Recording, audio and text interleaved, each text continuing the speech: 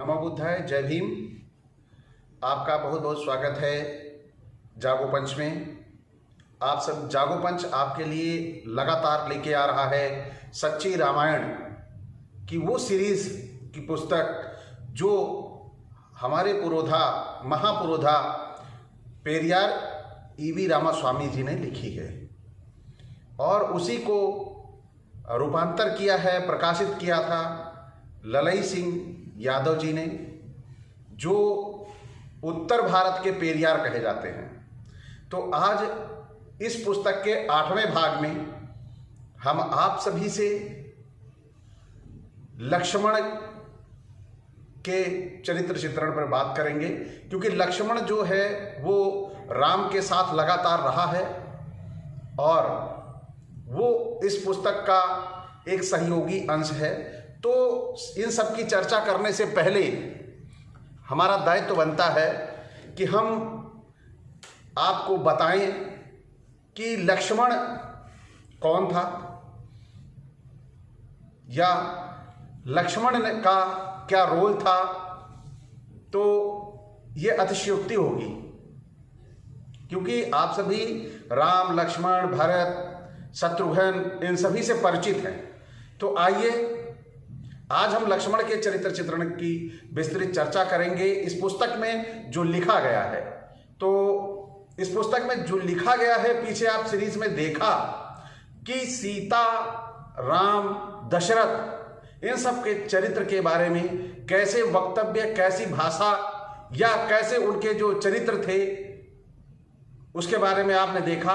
उन्हीं तरह के चित्रों का चित्रण आज लक्ष्मण की बारी है और मुझे बड़ा हर्ष होता है इस पुस्तक को पढ़ के सुनाने में आपको कि आप तक पहुंचेगी, आप सच्चाई के कितना करीब पहुंचेंगे। तो आप सभी साथी बिल्कुल बने रहिए और सभी एपिसोडों का आनंद लेते रहिए।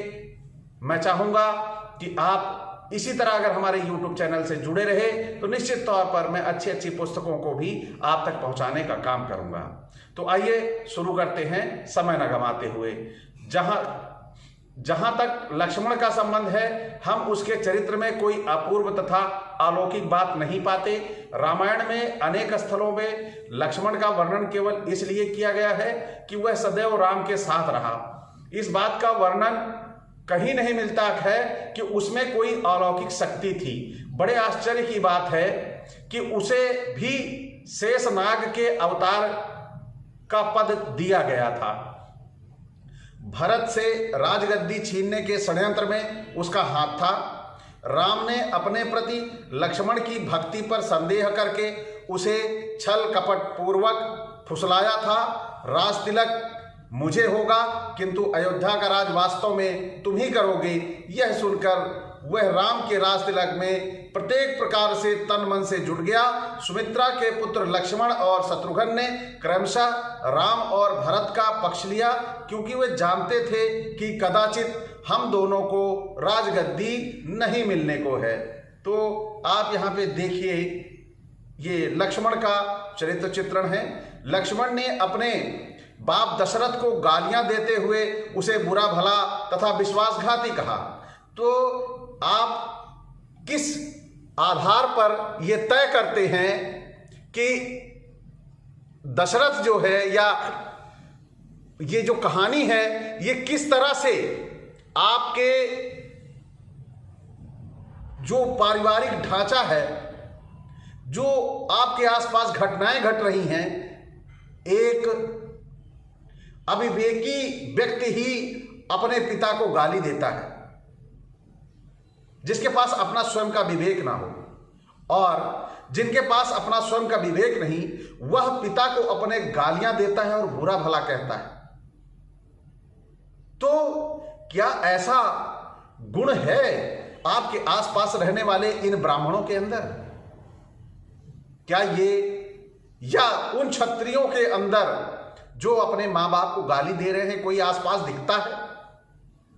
जरूर होंगे ऐसे जो शाम को लगा के आते होंगे और अपने मां बाप को गाली देते होंगे। तो इसका मतलब है वहां जिसने लगाया है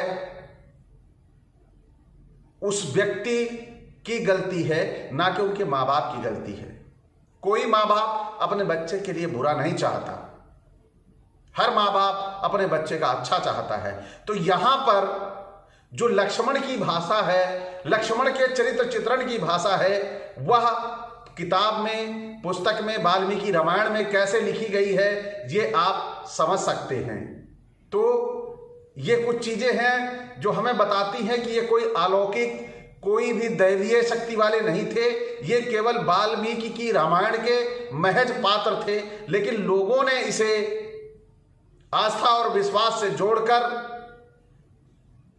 एक ऐसी कहानी को, जो कहानी पूर्णतः मिथ्या है, पूर्णतः धूर्ततापूर्ण है, एक जगह बाप बेटा बाप को गाली दे रहा है और दूसरी जगह वहीं रामचरितमानस में वो उसे श्रद्धेय बन जाता है, ये कैसे हो सकता है?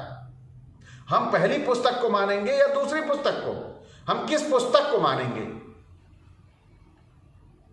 जब मुख्य पुस्तक हमारे आगे पड़ी हो तो बाद में लिखी गई पुस्तक की वैल्यू शून्य होगी। उसी तरह ये जो सच्ची रामायण लिखी गई है, ये हमारे महापुरुषों के बहुत मेहनत का, ये एक तरह समझिए कि आपके लिए ये प्रसाद है, क्योंकि आम भाषा में तो आप समझ नहीं पाते हो, तो हमारे महापुरुषों को दिया गया प्रसाद है। अगर हम इस प्रसाद को ग्रहण करेंगे तो निश्चित तौर पर पाखंड, अंधविश्वास से दूर हटेंगे।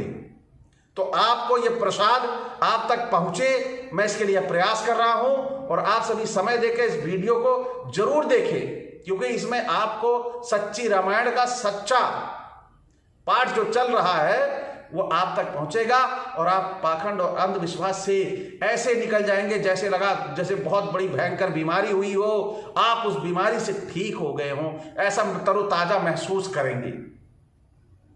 आपको सच्चाई मालूम होगी, मानवता की परख होगी, अगर आप इस पाखंड और अंधविश्वास से निकलते हैं।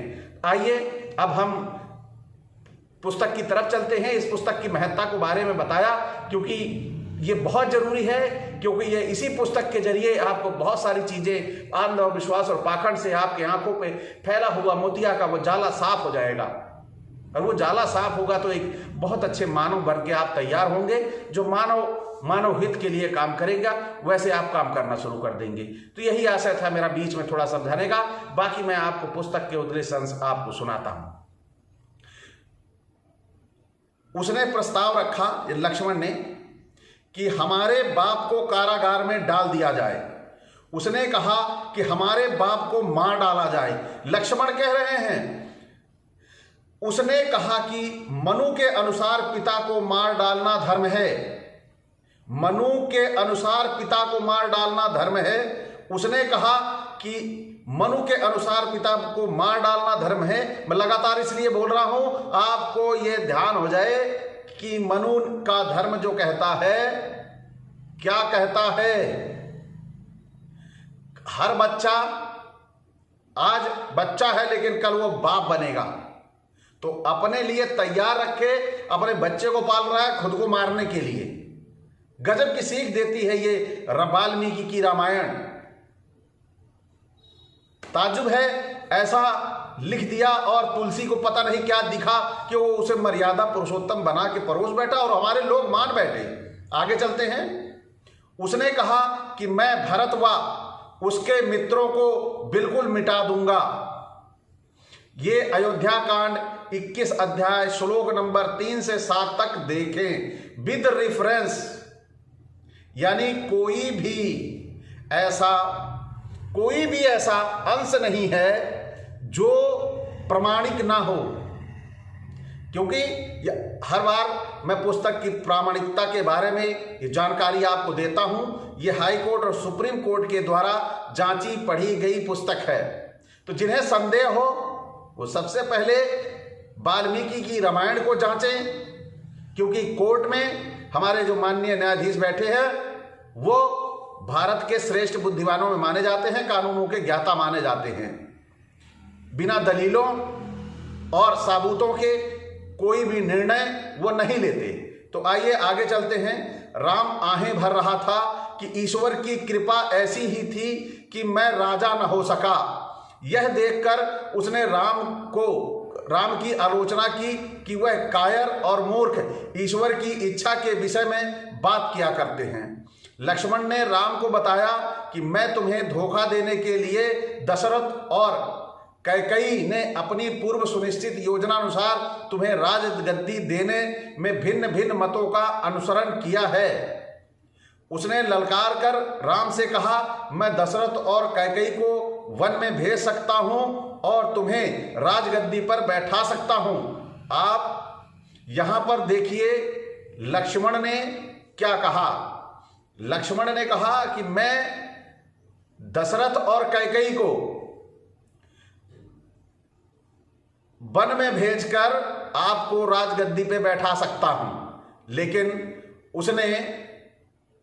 उसने राम से कहा कि यदि तुम अपना राज तिलक नहीं चाहते हो तो मैं राजगद्दी पर अधिकार करके अयोध्या का राज करूंगा।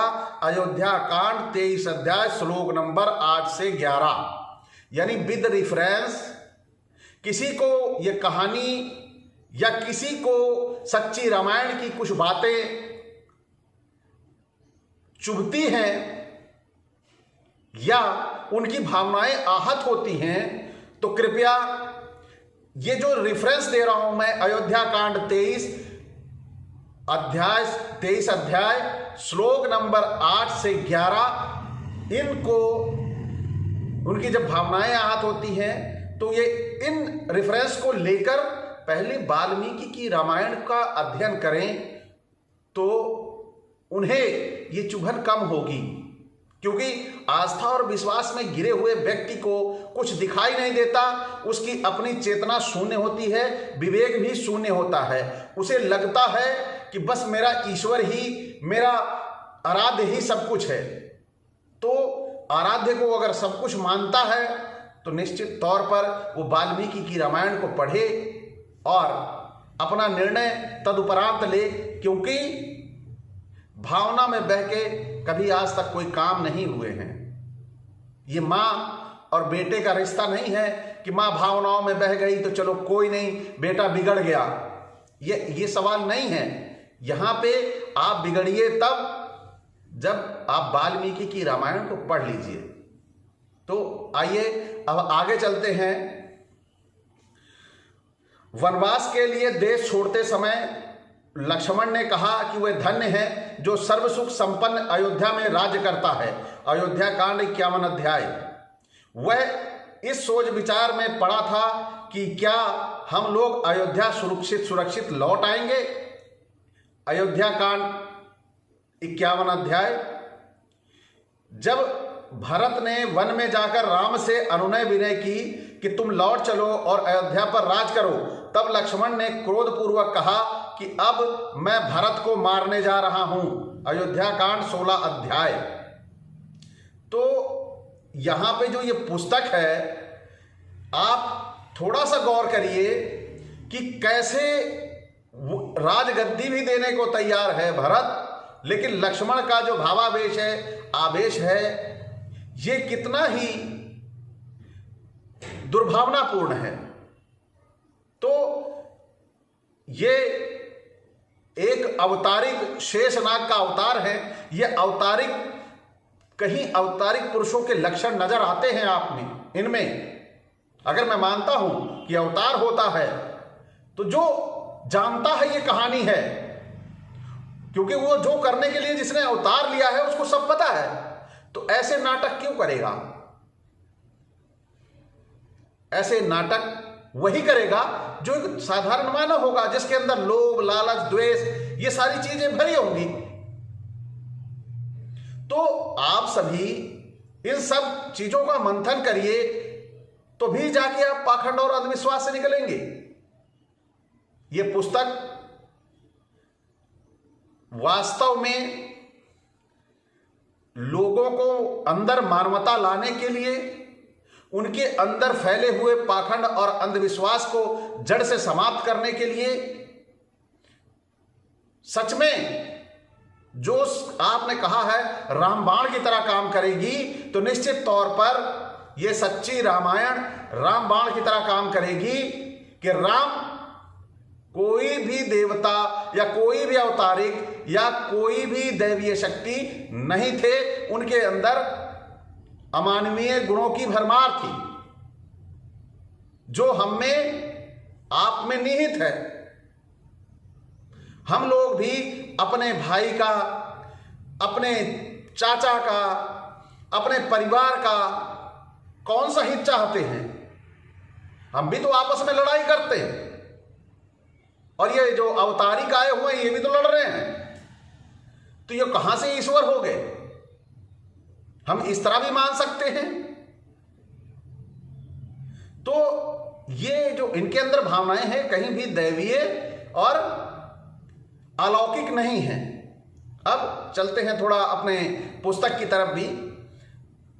उसने यानी लक्ष्मण ने शूर्पणखा से कहा कि सीता चरित्रहीन है, उसकी छातियां ढल चुकी हैं। ये पुस्तक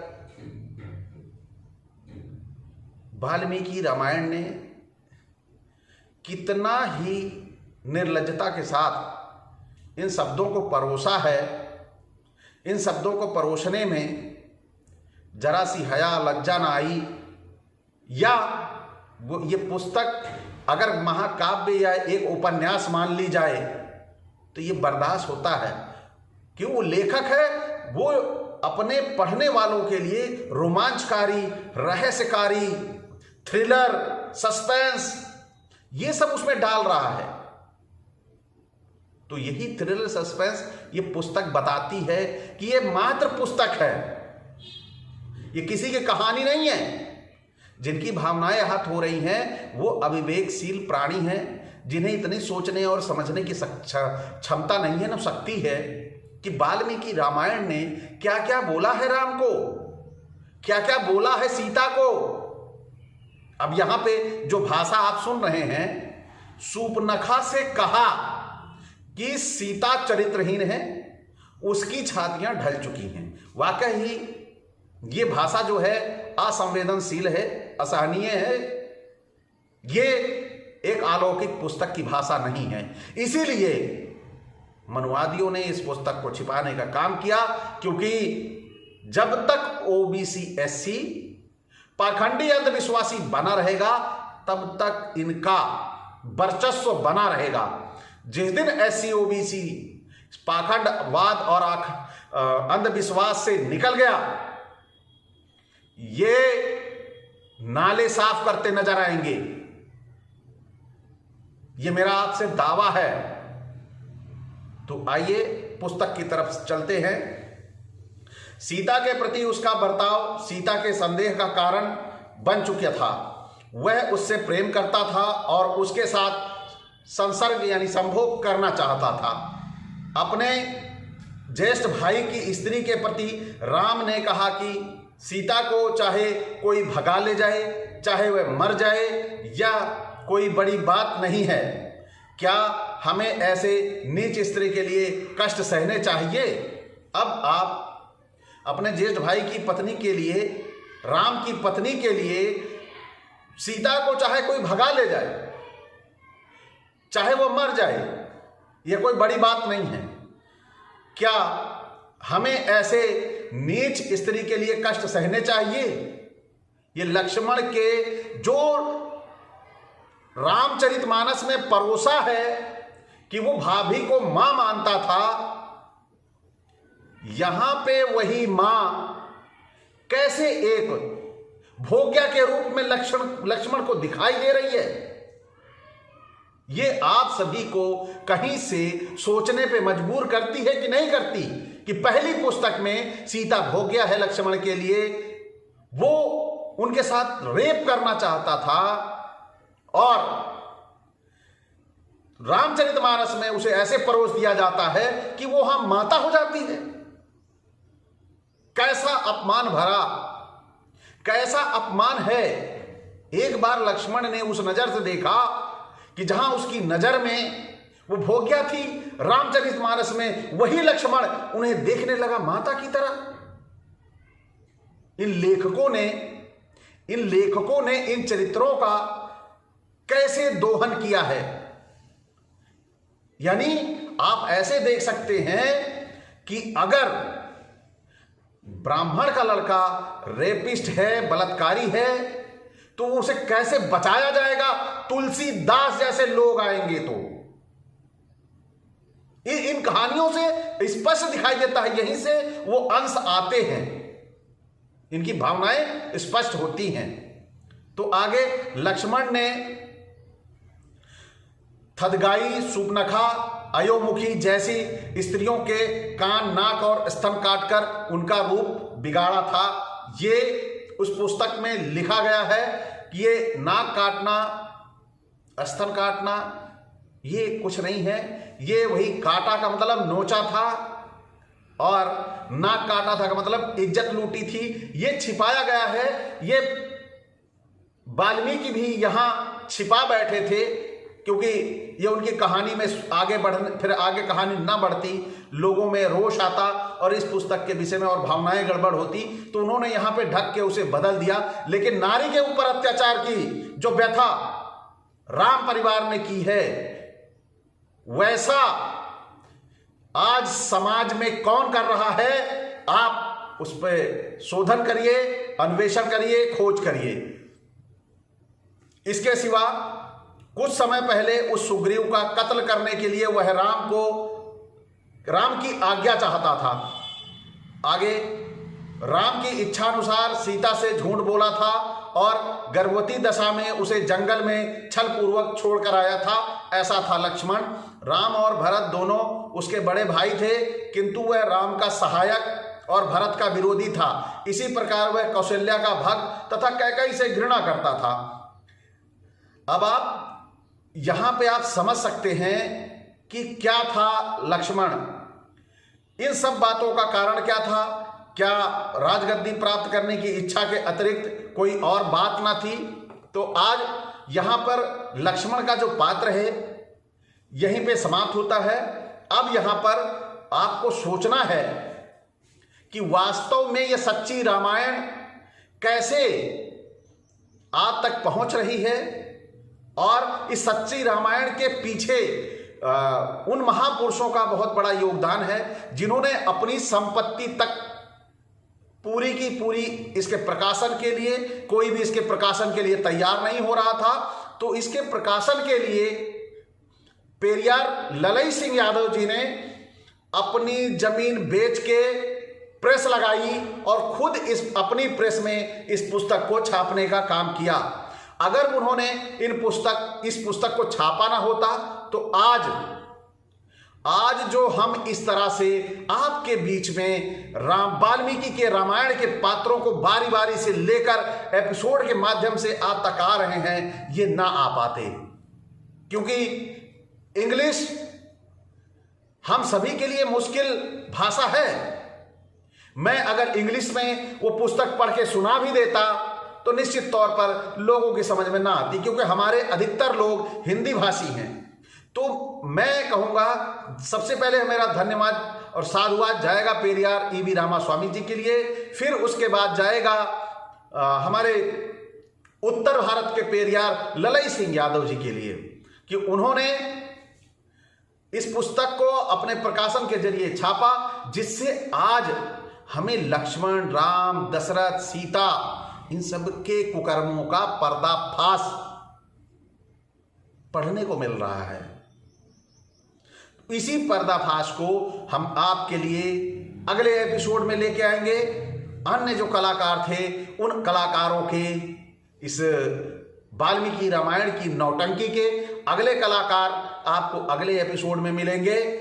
और मैं चाहूंगा कि इसी के साथ आप सभी हमारे इस जागो पंच पे आप अपना सहयोग और प्यार बनाएं और इसे लाइक, सब्सक्राइब, बेल आइकन जरूर दबा लें, जिससे आपको आने वाले समय में हमारा ये एपिसोड जैसे ही रेडी हो आपके पास तुरंत पहुंच जाए और आप भारत के ही नहीं विश्व के बुद्धिमानों की श्रेणी में अपना नाम लिखाने के लिए तैयार हो जाएंगे।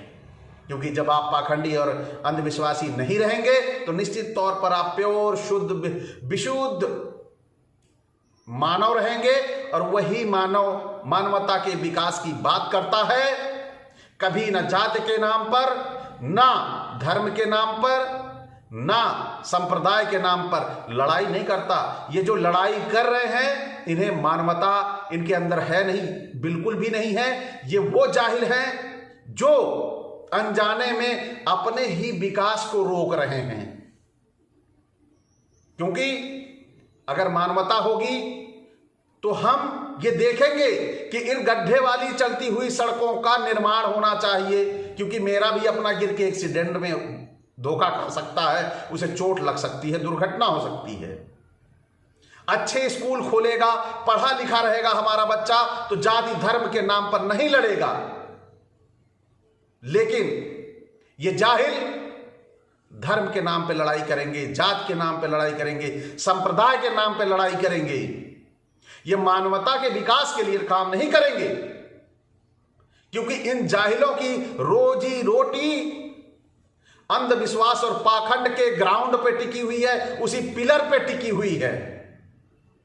तो आप सभी अपने अंधविश्वास और पाखंड को ओबीसी एससी से हाथ जोड़कर मेरा आग्रह है कि जहां भी उनको ऐसी पुस्तकें मिले वो उन्हें पढ़ें और अंधविश्वास और पाखंड को की नींव को खोद डाले। आपने इस नींव को खोद डाला, आपका बच्चा आईएएस, पीसीएस, डॉक्टर, इंजीनियर, प्रधानमंत्री, राष्ट्रपति, सुप्रीम कोर्ट के जज ये तक बनेंगे। और अगर आप नहीं बदले, पाखंड और अंधविश्वास में लगे रहे, तो आपका ये 551, 151, 1151, 2100 इसी में आपकी संपत्ति को स्वाहा करवा देंगे। जो आप अपने बच्चे को घी खिलाते हैं वो हवन करवा देंगे। जिससे आपका बच्चा मजबूत होगा वो हवन करवा दिया जाएगा। तो आप सभी से आग्रह है, सच्ची रामायण के एपिसोडों को देखें, जिससे अंधविश्वास और पाखंड का नाश हो और मानवता का कल्याण हो। इसी के साथ नमो बुद्धाय, जय भीम, जय पेरियार, जय ललित जी।